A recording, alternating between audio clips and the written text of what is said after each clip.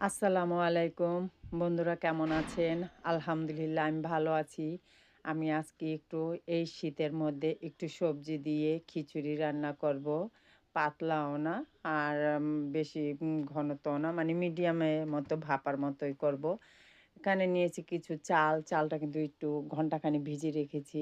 নিয়েছি মিষ্টি কুমড়া আর ফুলকপি। ফুলকপিটা কিন্তু একটু মাঝের ডাঁটাগুলো কেটে দিয়েছি।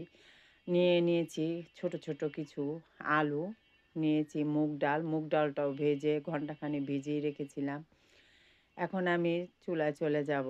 আর এখানে কিছু হচ্ছে পেঁয়াজ কলি নিয়েছি। এখন তেলের মধ্যে আলুটা ভেজে নিব আর সব সবজিগুলোই ভেজে নিব। কারণ একটু ভেজে নিলে ভাজা, ভাজা ঘ্রাণটা কিন্তু আসে, খেতে খুব ভালো লাগে। এখানে দিয়ে দিলাম হালকা পরিমাণে একটু হলুদের গুঁড়ো। হলুদের গুঁড়ো দিয়ে ভালো করে ভেজে নিব। এখানে কিন্তু এখন লবণ ব্যবহার করব না, কারণ লবণটা ব্যবহার পরে করব।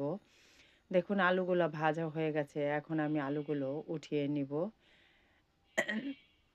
আলুগুলো উঠিয়ে নিলাম।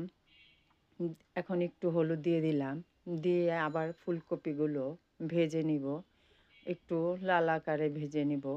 বেশিক্ষণ সময় লাগবে না। তাই ফুলকপিগুলো দেখুন ভাজা হয়ে গেছে। এখন আমি ফুলকপিগুলো কিন্তু উঠিয়ে নেব। এখন দিয়ে দিব মিষ্টি কুমড়া। মিষ্টি কুমড়োগুলো একটু তেলের মধ্যে ভেজে নিব। দেখুন মিষ্টি কুমড়া বেশিক্ষণ ভাজতে হবে না। মিষ্টি কুমড়াটাও কিন্তু আমার ভাজা হয়ে গেছে। এখন আমি একটু পেঁয়াজ কলিগুলো ভেজে নিব। পেঁয়াজ কলিটাও একটু তেলের মধ্যে ভেজে নিলাম।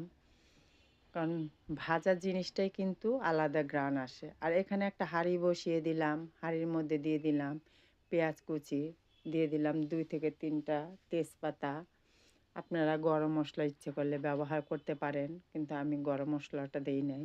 দিয়ে দিলাম আদা রসুন বাটা 1 টেবিল চামচ। এটা দিয়ে ভালো করে একটু নেড়ে চেড়ে নিব। এখন একটু পানি দিয়ে দিব, কারণ তেলে আদার ছিটাটা আসতেছে। এখন দিয়ে দিব হলুদের গুঁড়ো, ধনিয়া গুঁড়ো, জিরা গুঁড়ো, মরিচের গুঁড়ো। এক এক করে সব মশলা গুঁড়ো দিয়ে মশলাটা ভালো করে নেড়ে চেড়ে নিতে হবে। দিয়ে দিলাম কটা কাঁচামরিচ।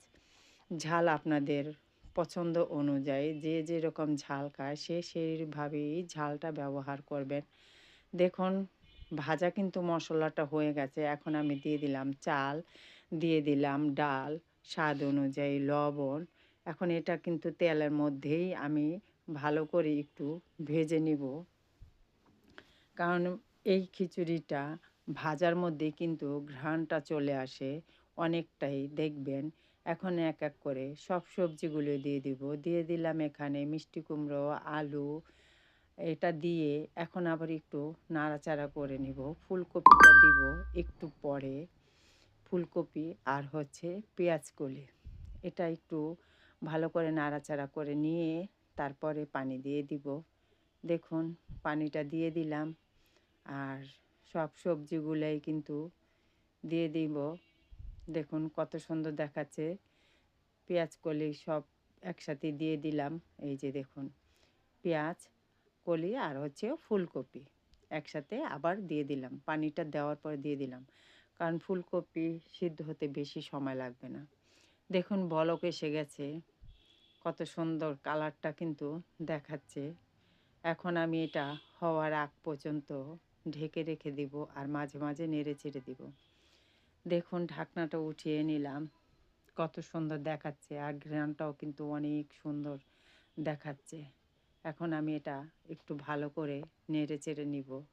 এখানে দেখুন এটা কিন্তু পাতলাও হয়নি আর অতিরিক্ত ঘনত্ব, মানে ভাপার মতো হয়েছে। এটা খেতে কিন্তু খুব ভালো লাগে। আর এটার সাথে যে ভর্তাটা একটু খেতে হবে, একটু বেগুন ভর্তা করেছি, একটু সিম ভর্তা করেছি, ডিম ভাজা। দেখুন এই ডিম ভাজা, সিম ভর্তা, বেগুন ভর্তা আর হচ্ছে খিচুড়িটা কত সুন্দর দেখাচ্ছে বলুন, লোভনীয় লাগছে না? বন্ধুরা যদি ভালো লাগে একটা লাইক শেয়ার কমেন্ট করবেন, কমেন্ট করে জানাবেন। ভিডিওটি সম্পূর্ণভাবে দেখে আমার পাশে থাকবেন, আমার চ্যানেলটি সাবস্ক্রাইব করে দিবেন।